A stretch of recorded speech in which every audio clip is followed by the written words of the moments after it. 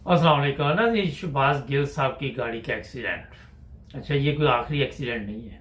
अब और भी तरीके निकलेंगे, किसी को किसी तरह डराया जाएगा, किसी को किसी तरह परेशान किया जाएगा। और बाद में आपके इल्म में वज़ीर आज़म ने कहा जनाब कि इसकी पूरी इंक्वायरी की जाए, इसका पता किया जाए। एक मुजरम इंक्वायरी के आर्डर दे रहा है और आप खुद देखें कि वहाँ पे अगर इनकी मौत हो जाती तो फिर क्या होना था। इंक्वायरी करो। ये चीज़ें जो पाकिस्तान में आजकल आप देख रहे हैं, कुछ नई चीज़ें सामने आ रही, पहले ये नहीं थी। मुझे याद है कि शायद मैं ये वाक़या पहले भी कभी सुना चुका हूँ कि ईमानदारी की ये हालत है कि एक पुलिस ऑफिसर थे, 35-40 साल पहले की बात है। तो उनके साथ एक दफ़ा बैठने का मौका मिला पाकिस्तान में। तो वो कहने लगे कि मैं अब बूढ़ा हो गया हूँ, पूरी ज़िंदगी में कहते मैं मुख्तलिफ जगह पे सर्विस की, मुख्तलिफ शहरों में गया, और एक पुलिस वाला मुझे जो मिला जो सिर्फ रिज़्क हलाल खा रहा था। ये बिल्कुल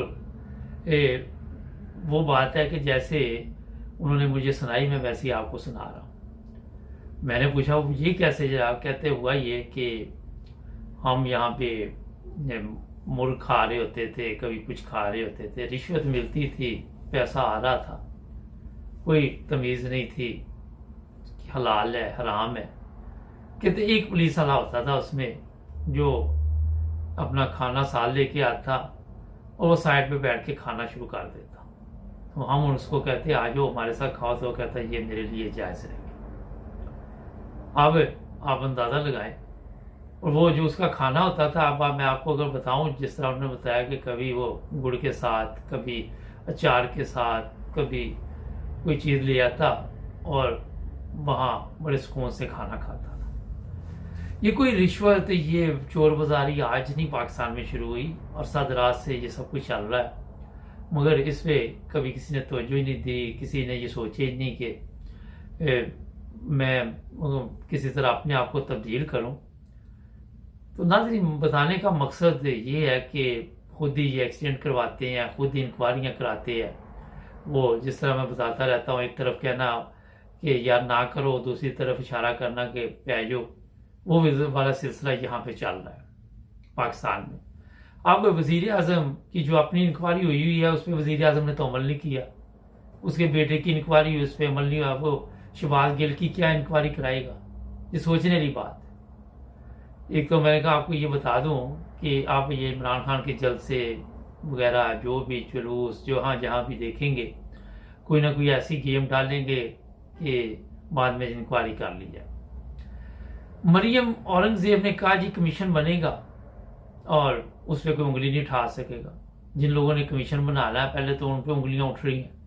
तो ये लोग कमीशन जो बनाएंगे, जो इंक्वायरी करेगा कि ये अमेरिका ने कहा या नहीं कहा, तो इनकी अपनी हालत पहले देख लें। किसी भी दुनिया की अदालत में आप चले जाएं, ये जो यूरोप वगैरह है, दुनिया की नहीं मैं कह सकता, भला यूरोप वगैरह, अमेरिका, तो आप वहाँ पे गवाही देने जाए ना, तो सबसे पहले वो आपका देखते हैं करेक्टर सर्टिफिकेट कि आप ठीक हैं, आप तो नहीं किसी जराइम में मुलव्वस।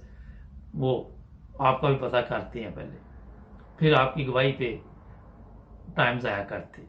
वरना मेरा ख्याल है कि वो कहते जनाब ये खुद ठीक नहीं है, तो इसकी गवाही क्या ले। मगर हमारे मुसीबत ये है कि जो लोग गवर्नमेंट में आए हुए हैं वो अब बताएंगे जनाब कि हम कमीशन कायम करेंगे। फिर इमरान खान बेचारा या उसकी टीम जो कह रही है जी चीफ जस्टिस साहब कमीशन कायम करें। अब वहाँ से कमीशन कायम होना, इंक्वायरी जिन्होंने करनी है, तो ये एक नया ड्रामा इन्होंने शुरू किया कि अपनी मर्जी का कमीशन बना के ऐलान कर देते हैं, फिर उससे अपनी मर्जी का फैसला ले लेंगे और फिर इमरान खान को झूठा करार दे देंगे। एक गेम जो नई इन्होंने डालनी है वो ये वाली है। इमरान खान इससे माने या ना माने कोई फर्क नहीं पड़ता, हम कहेंगे जनाब हमने बना दिया, अब आपने जो करना कर लो। ये लोगों को बताने के लिए, मगर अवाम जो है वो मुतमिन नहीं है। मैंने फ़ोन कॉलें आ रही हैं, उस पर थोड़ा सा बता देता हूँ कि लोग बता रहे हैं कि जनाब बाजवा साहब ने ये किया, बाजवा साहब, मैं किसी ना तो फ़ौज के ख़िलाफ़ हूँ ना मैं ज़रूर ये, मैं तो हमेशा कहता हूँ फ़ौज की कुर्बानियाँ। मगर लोगों को हर चीज़ का इल्म है कि बाजवा साहब को जनाब वहाँ बेल्जियम में पता नहीं क्या मिला है, और ये वीडियो निकली है, सोशल मीडिया आजकल है। तो बताने का मकसद है कि जिन लोगों के पास भी आप जाएंगे, अदालतों में जाएं, वहाँ आपको कोई इंसाफ नज़र नहीं आ रहा। चीफ इलेक्शन कमीशन के पास जाएं, वहाँ पे हालात नहीं है। और वहाँ जाएं अपना सुप्रीम कोर्ट में, वहाँ तो आपको इल्म है कि बिल्कुल ही कोई हालात नहीं है।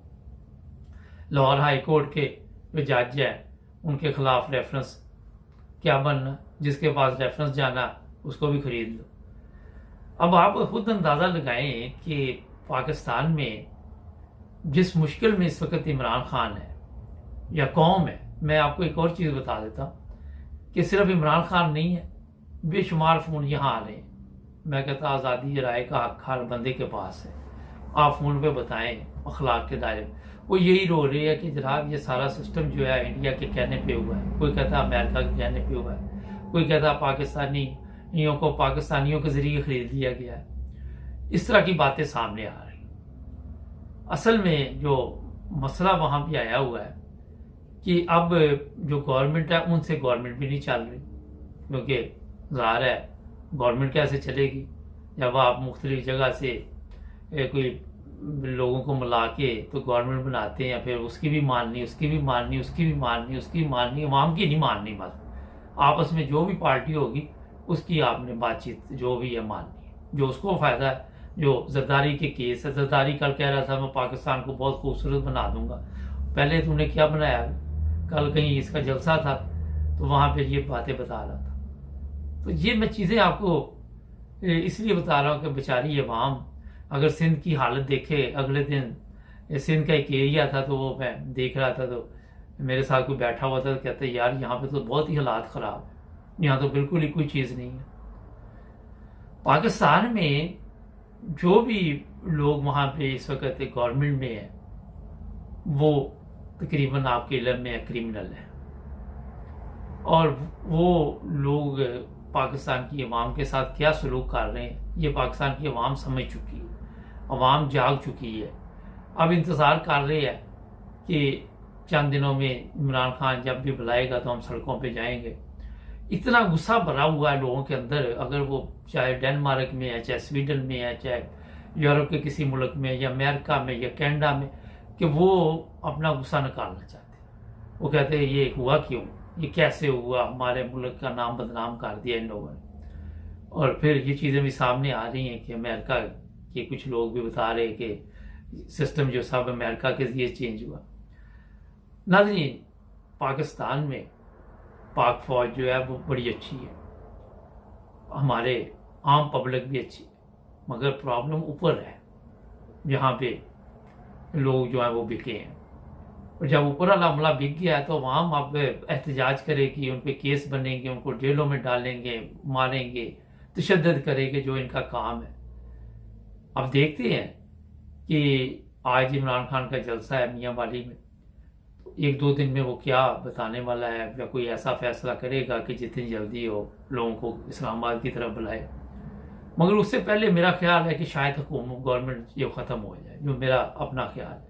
किसी वक्त भी ये गवर्नमेंट जा सकती है, इनके पास टाइम कम है, इसी में ये अपनी अपनी कार्रवाई डालने की कोशिश कर रहे हैं। पाकिस्तान के जो लोग हैं वो इस वक्त एहतजाज तो कर रहे हैं, मगर मुझे ये अफसोस होता है कि जो जरदारी और दूसरे लोगों के साथ मिल रहे हुए अभी तक, उनको क्या समझ नहीं आती, उनको क्या पाकिस्तान के साथ कोई मोहब्बत नहीं, हमदर्दी नहीं, पाकिस्तान को कैसे बचाना है, क्या वो नहीं सोच रहे।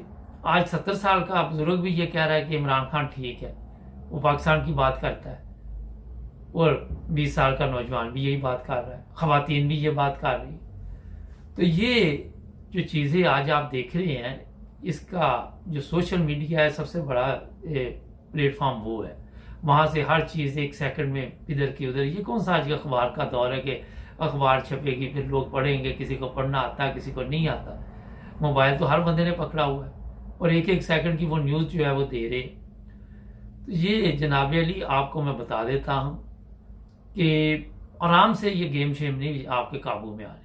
जिस तरह कंट्रोल किया गया है बड़े लोगों के साथ, तमाम इदारों के साथ, पता भी उनको भी पता चल गया कि गड़बड़ हो गई है।